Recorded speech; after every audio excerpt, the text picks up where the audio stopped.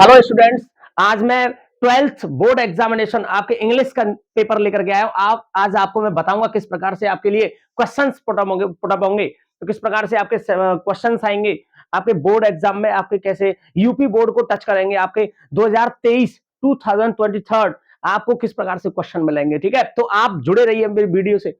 और अभी अभी तक आपने अगर चैनल को सब्सक्राइब नहीं किया तो प्लीज कर लीजिए और वीडियो को अंत तक जरूर देखना, क्योंकि मैं आपको समझाऊंगा 2023 में आपको किस प्रकार से क्वेश्चंस मिलेंगे।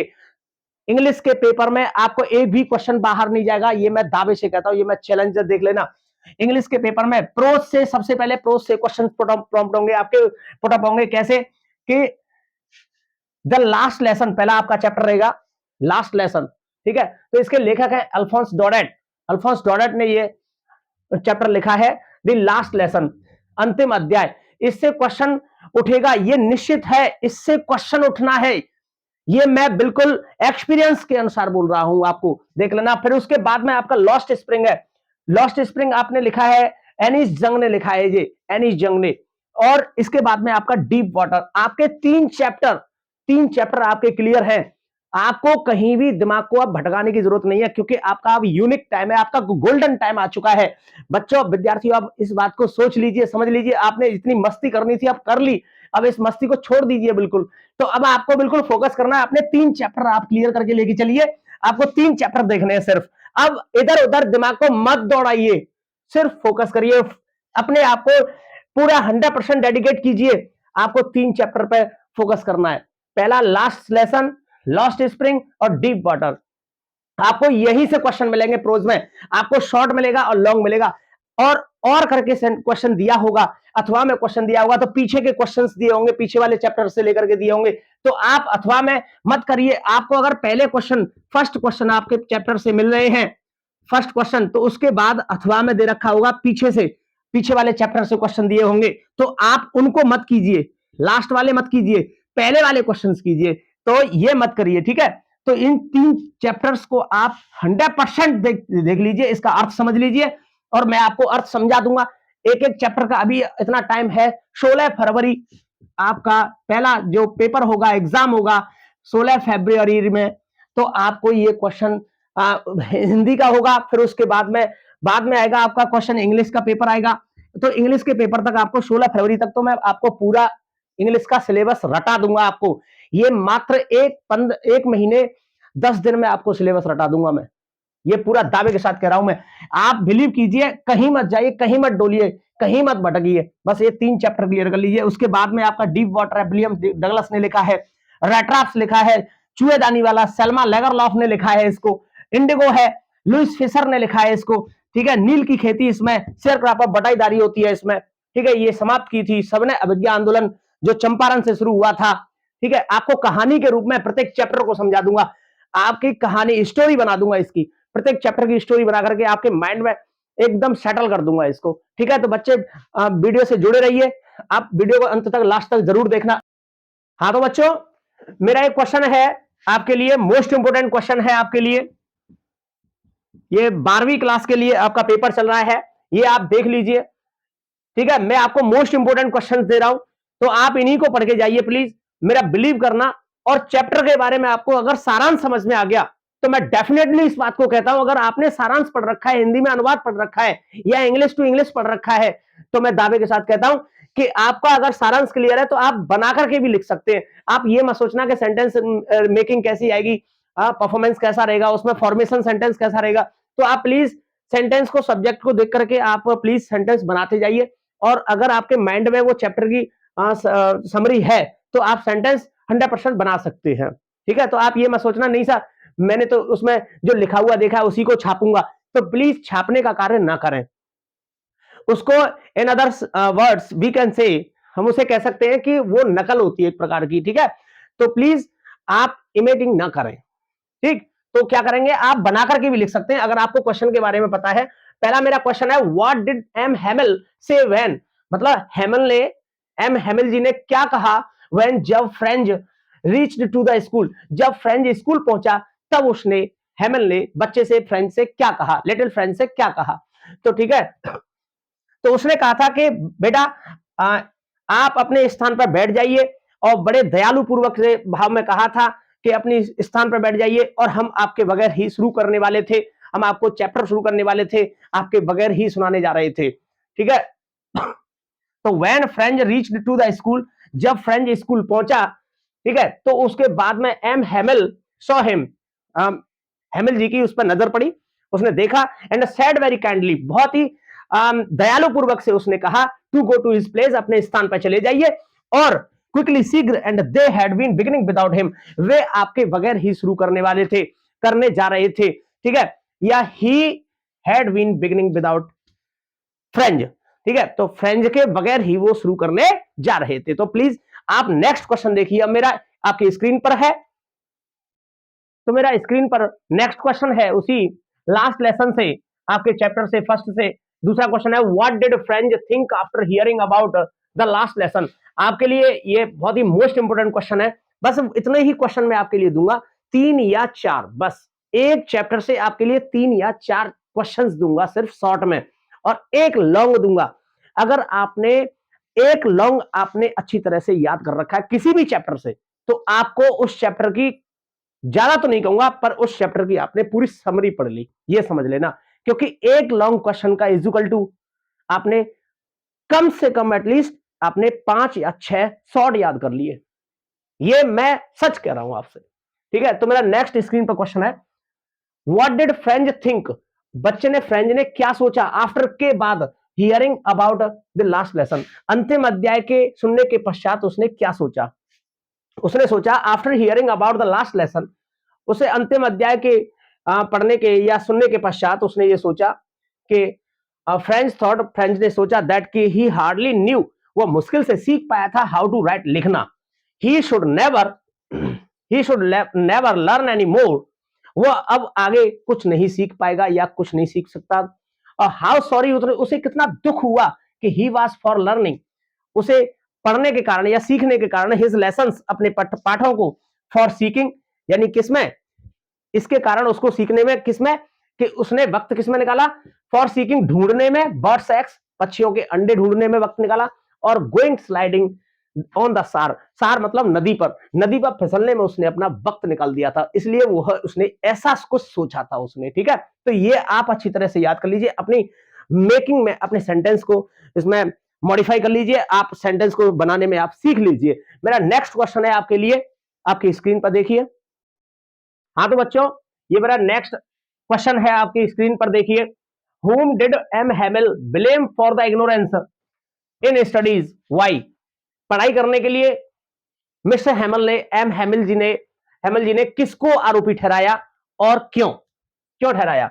तो इसका जवाब होगा आपके लिए, आपको कुछ ऐसा कुछ करना नहीं है, सिर्फ अपनी लैंग्वेज में इसकी लैंग्वेज आपको ढालनी होगी, अपनी भाषा में ले लीजिए। सबसे पहले उसने क्या किया कि पढ़ाई के लिए उसने नजरअंदाज किया था, हैमिल जी ने ब्लेम्ड द स्टूडेंट्स, विद्यार्थियों को आरोपी ठहराया, बिकॉज, क्योंकि दे डिलेड द स्टडीज, क्योंकि उन्होंने पढ़ाई में उन्होंने डिले की थी, देन फिर उसके बाद ही ब्लेम्ड देयर पेरेंट्स, फिर उन बच्चों को आरोपी ठहराया, उनके माता पिता को आरोपी ठहराया। क्यों क्यों ठहराया था माता पिता को? क्योंकि who preferred them to work on a farm, किसी काम करने के लिए उनको, बच्चों को किसी फार्म पर भेज दिया जाता था, और या फिर किसी एट द मील्स, किसी मील पर, कारखाने पर भेज दिया जाता था, ठीक है।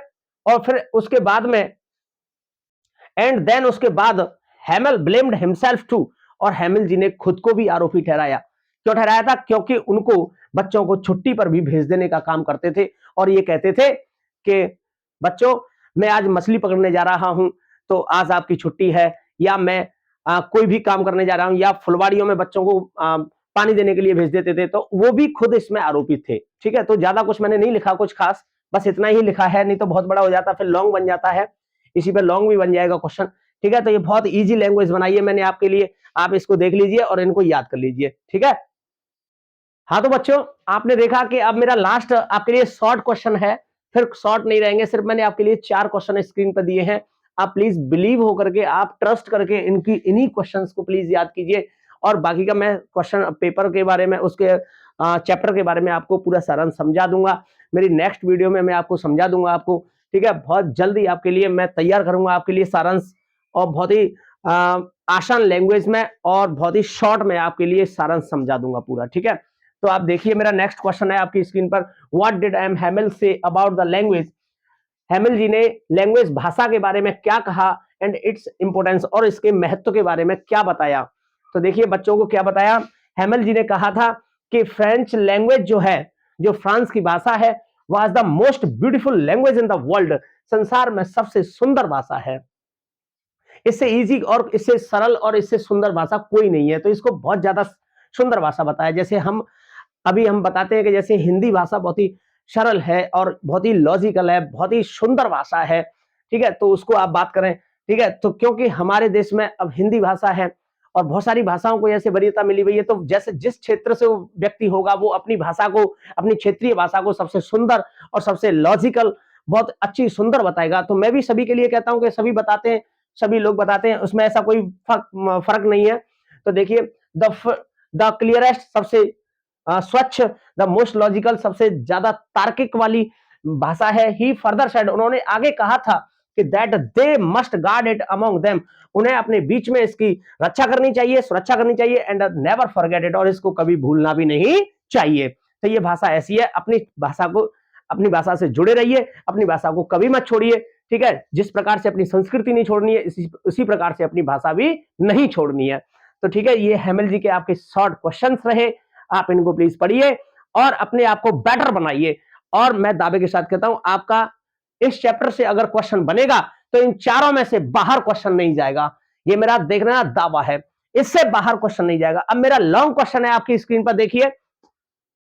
हाँ तो बच्चों, मेरा लॉन्ग क्वेश्चन है आपके लिए, very most important VIP question है, वेरी इंपोर्टेंट क्वेश्चन आपके लिए लॉन्ग क्वेश्चन लेकर आया हूं। देखिए, what was the scene inside the class, class के अंदर, कक्षा के अंदर का दृश्य क्या था, व्हेन, जब French reach to the school, जब स्कूल पहुंचा, फ्रेंच, लिटिल फ्रेंच जब स्कूल पहुंचा तो उसने क्या देखा, क्या दृश्य पाया उसने। क्योंकि आपको पता होना चाहिए, वी शुड बी नो, आपको ये मालूम होना चाहिए कि जब बच्चा जब पहुंचा था स्कूल में तो वहां पर गांव वाले लोगों को पाया था उसने, तो बहुत ही ज्यादा एस्टोनिश हुआ था। लोगों को देख करके, बूढ़े लोग बैठे हुए थे, ओल्ड मेयर बैठा हुआ था, farmer mayor, farmer post master बैठा हुआ था, भूतपूर्व डाकपाल, ओल्ड हॉसर बैठा हुआ था, जो है ना, जो आपके लिए बाल पोथी लेकर आया था बच्चों के लिए, तो वो बैठा हुआ था, बच्चों के साथ उच्चारण कर रहा था, ठीक है। तो आप देखिए किस प्रकार से वो उसने जवाब दिया है। When French reach to the school, जब स्कूल पहुंचा फ्रेंच, तो ही फाउंड, उसने पाया, एवरीथिंग सो स्टिल, स्टिल शांत, सब वस्तु को, हर चीज को शांत पाया, एज जैसे कि संडे, जैसे हर रविवार को हुआ करता था, शांत प्रिय, जैसे वहां का जो माहौल हुआ करता था उसी प्रकार से है। तो थ्रू द विंडो, खिड़की के उस पार, ही सॉ, उसने देखा, हिज क्लासमेट्स, अपने सहपाठियों को देखा उसने, और ऑलरेडी इन दियर प्लेसेस, पहले से अपने स्थानों पर वो मौजूद थे, बैठे हुए थे, and Hamel was walking up, Hamel walking up, चले आ रहे थे, and down with the terrible, अपनी भयंकर आयरन की छड़ी को लेकर के, रूलर अंडर हिज आर्म, अपनी आर्म में, बाजू में दबाकर चले आ रहे थे। और ही सॉ हिज टीचर, उसने अपने अध्यापक को, हेमल को देखा, तो वियरिंग, जो पहने हुए थे, his a beautiful green coat, अपना एक सुंदर हरा कोट पहने हुए थे जो झालरदार था, है, तो उसका जो कोट था झल्लरदार था, बहुत ही सुंदर लग रहा था। जैसे कि उसे वो मैं और भी उसमें जोड़ सकता था कि वो किसी फंक्शन पर पहनते थे, ओकेशन पर, किसी अवसर पर, या किसी प्राइस डेज वाले दिन उसको फर कोट को पहनते थे, अपने ठीक है, कोट को पहनते थे, किसी खास दिन वाले दिन पहनते थे उसको। तो उसने क्या है, he saw the village people, उसने गांव वाले लोगों को देखा, सिटिंग क्वाइटली, जो शांत प्रिय बैठे थे, on the back of benches, पीछे वाली बेंचों पर बैठे हुए थे, बेंचेस पर, टेबल पर बैठे हुए थे, इंक्लूडिंग ओल्ड हॉसर, उनमें शामिल था बूढ़ा हॉसर, जो एक बालपोथी जो लेकर आया था, वो भी उसमें शामिल था। दी फॉर्मर मेयर, जो भूतपूर्व मेयर शामिल था। दी फॉर्मर पोस्ट मास्टर, यहाँ पे कुछ लोगों के नाम अंकित हैं बच्चों, तो ऐसे करके आपको याद करना है। अपनी लैंग्वेज में एक उसका एक सारांश बना लीजिए, उसकी एक कहानी बना लीजिए, अपने आप याद रहेगी। आप याद मत करो, सिर्फ अंडरस्टैंडिंग लीजिए, अपने आप को समझिए, सेंटेंस का अर्थ निकाल करके आपको अपने दिमाग में लगाना है। अगर मैं ये कहता हूं ये लाइन अगर याद नहीं आती है तो कोई फर्क नहीं पड़ता है, आपको बस इसके बारे में पता होना चाहिए कि किस प्रकार से वो बैठे थे, कितने लोग आए थे। नीचे वाली लाइन अगर ऊपर आ जाती है, लाइन ऊपर आ जाती है तो भी कोई प्रॉब्लम नहीं है, क्योंकि लिख तो आप क्वेश्चन से रिलेटेड ही रहे हैं ना, क्वेश्चन से बाहर तो आप नहीं लिख रहे हैं, तो आंसर आप रिलेटेड दे रहे हैं। तो ये सबसे ज्यादा इंपॉर्टेंस होती है। तो सेवरल अदर्स, बहुत सारे लोग बैठे हुए थे, इसमें और भी जोड़ सकते हैं, ऐसी बात नहीं है। तो बहुत सारे लोग आए थे और वहां पर लोगों को बहुत दुख था, वे अपना एक टीचर वहां से जाने वाला था, हेमल वहां से विदाई ले रहा था, और भी आप जोड़ सकते हैं, उसमें कोई प्रॉब्लम नहीं है, ठीक है। तो वे वहां पर उसका सम्मान करने के लिए, उसको रिस्पेक्ट देने के लिए, थैंक्स देने के लिए, 40 वर्षों की सेवा को धन्यवाद देने के लिए वो वहां पर अपने तरीकों को लेकर आए थे, क्योंकि वो कभी गांव वाले लोग जो लोग थे वो कभी स्कूल नहीं गए थे, इसलिए उनको बहुत दुख था कि ये 40 वर्षों से हमारे यहाँ अल्सास में, लॉरेन में, अल्सास में हमारे यहाँ सेवा दे रहे हैं ये अध्यापक। तो ये उनका एक तरीका था धन्यवाद देने का, तो इसलिए गांव वाले लोग आज आए हुए थे, ठीक है। तो टीचर का धन्यवाद देने के लिए आए थे। So everything and everybody was still, हर एक चीज, हर एक बंदा वहां पर शांत बैठा था, एंड साइलेंट दैट डे, उस दिन बिल्कुल शांत और बिल्कुल छदम में बैठा हुआ था, ठीक है बच्चों। तो आप बेफिक्र होकर के आप पढ़िए, और इसी प्रकार आप वीडियो से जुड़े रहने के लिए आपके लिए बहुत बहुत धन्यवाद, बहुत thanks a lot because of this. आपको चैनल से जुड़े रहने के लिए आपको बहुत बहुत धन्यवाद। मैं आपको और भी नेक्स्ट आपके लिए, अब आपको मैंने ये चैप्टर दिया दी लास्ट लेसन, अब मैं आपको दूसरा चैप्टर लॉस्ट स्प्रिंग समझाऊंगा, ऐसे इसी प्रकार क्वेश्चन लेकर के आऊंगा, आपको नेक्स्ट वीडियो में मिलेंगे। Thank you.